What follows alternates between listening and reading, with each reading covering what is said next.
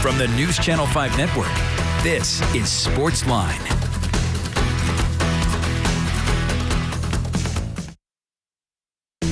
Good evening, Nashville. Welcome to SportsLine. It's the regular Wednesday extravaganza with me, Jon Burton. Happy to be with you as we take you for the next hour. You can give us a call, 615-737-7767.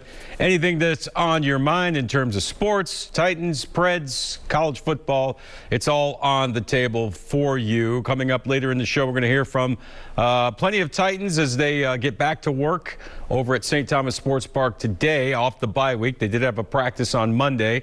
More of a bonus day, and obviously today more of the getting the game plan in order for Sunday's game at home at Nissan Stadium against the Jacksonville Jaguars. Titans, of course, 8-4. Coming off back-to-back losses to the Texans at home and then at the Patriots. And as a result of those losses, they've actually dipped to the number 2 spot now in the AFC. Ahead of them are the New England Patriots, who picked up their 9th win Monday night over the Buffalo Bills. And, of course, the Patriots have the head-to-head tiebreaker over the Titans because they beat them earlier this season. So plenty of Titans talk coming your way if you want to chip in and dive in. Give us a call, 615-737-7767. Would love to hear from you on this Wednesday night. No guests line up, so it is all yours. Whatever you want to talk about is on the table, as we said, 615-737-7767. College basketball last night. Belmont got a win on the road at St. Louis. However, overtime losses for both Tennessee and Vanderbilt. Tennessee losing in the Jimmy V Classic last night to Texas Tech. Good game. They tied the game late, did Tennessee, but they kind of ran out of gas in the overtime period. Same for Vanderbilt, who was hosting Temple at home. Scottie Pippen Jr. hit a late 3 to tie the game and send it into overtime, but they were not able to prevail in that game. Back to Tennessee for a second. Had a horrible night shooting the basketball. Actually, both teams did in that game. Tennessee shooting about 27% from the field. They only made 6 of 40 three-point attempts, so just a bad night at the office for Rick Barnes' club. Same for Jerry Stackhouse, as we said, an overtime loss last night to Temple. Here is Vandy head coach Jerry Stackhouse talking about last night's loss to the Owls.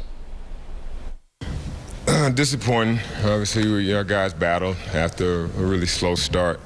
We continued to battle, and was able to, force overtime. And then in overtime, we just came up a little short. We made some plays. To start, Jordan was really good for us, late in the game and in overtime.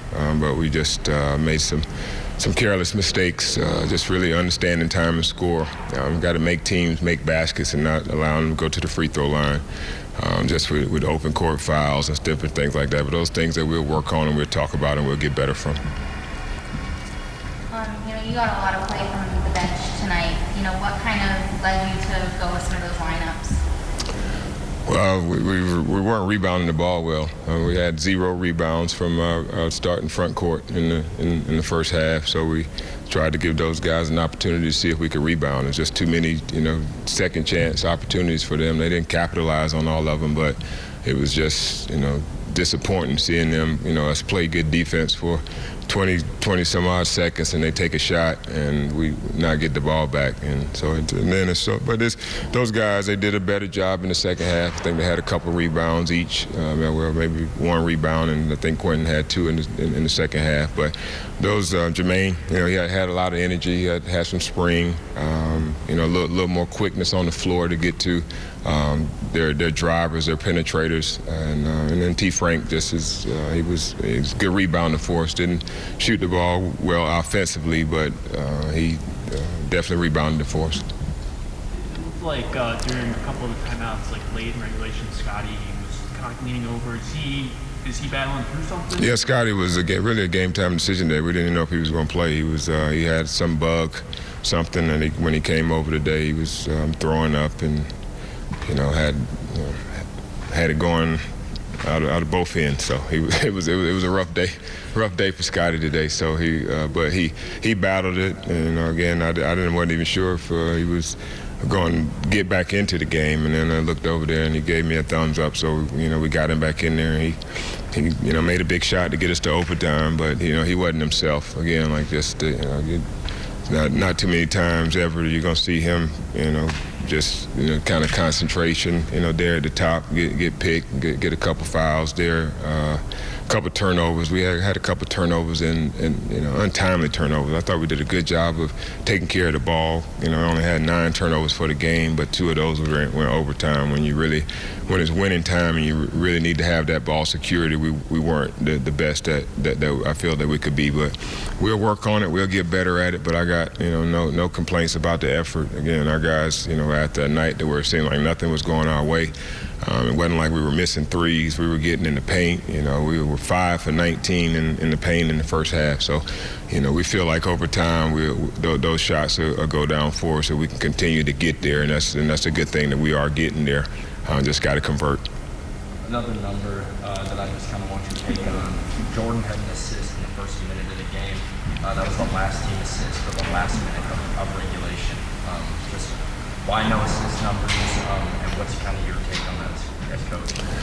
Well, no, I think we were getting in the paint, and I think they felt like they were close enough to make those shots, but I think there were some opportunities for us to kick out, and that's what our message was at halftime. Let's get in the paint and try to make plays for others. I know you feel like you're right there and the guys, on you, and it's a play, plays that we work on.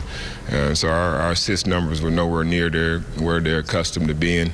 But, and I just think it was a lot of their switching too, where, they broke up some of our continuity and some of the plays that we wanted to run, where we, get those assists where we're pinning in and doing those type of things. They switched out on them and took those away, and then it left opportunities late in clocks for guys to drive it. And again, just going back in the game, it looked like shots that we're capable of making and just didn't make. So you would love to get baskets, assisted baskets, but tonight, I think early on we had some looks that we'll take on most nights, and we just didn't get them.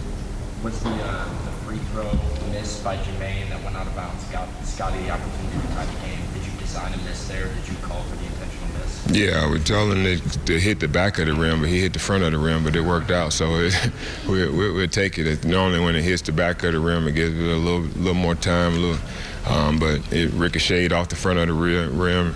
He chased it down, and fortunately for us, we got a chance to get it on the baseline. Got us a good set, and Scotty sent it in overtime. Just tough, disappointing, man, because when you fight back like that and get an opportunity like that home, come in and get the first basket on the get a 3-point play. Get an opportunity, and then we, let them go down and get free throws. We got to make them score a basket instead of putting them on the line and letting them get those easy opportunities. They got to force them to work for it. But again, some learning things that we'll hopefully get better at, and as the season goes on. But disappointing to say the least. I mean, I just felt like that was this was a game that we needed to get. Thought we would be angry, from how the SMU game. And ended up, and we would come out with a whole lot of energy, and maybe it was too much energy. Maybe it was where we had a little bit more oomph on our shots than we needed to be, but we'll continue to work at it. Jerry Stackhouse, who begins his 3rd season on West End as head coach of the Vanderbilt men's basketball team, addressing the media after last night's home overtime loss to the Temple Owls. And you can see the frustration in Coach Stack's voice there. Some missed opportunities, not a lot of assists from his team last night, as you heard him say, and had some open looks and at times didn't knock them down. Obviously a gutsy performance by Scottie Pippen Jr. You heard Stack say that he was suffering from some kind of bug last night, but gutted it out and again hit the game-tying 3-pointer to send the game into overtime. But the Commodores could not muster up enough energy to get the win. So both Tennessee, as we said, and Vanderbilt losers last night in overtime, and Belmont a big win on the road last night at St. Louis. All right, time for our first break, and when we come back, We're talking Titans. We're going to hear from the head coach of the Tennessee Titans as they get ready to come off the break and host the Jacksonville Jaguars Sunday at Nissan Stadium. Mike Vrabel is up next. Stay with us here on SportsLine.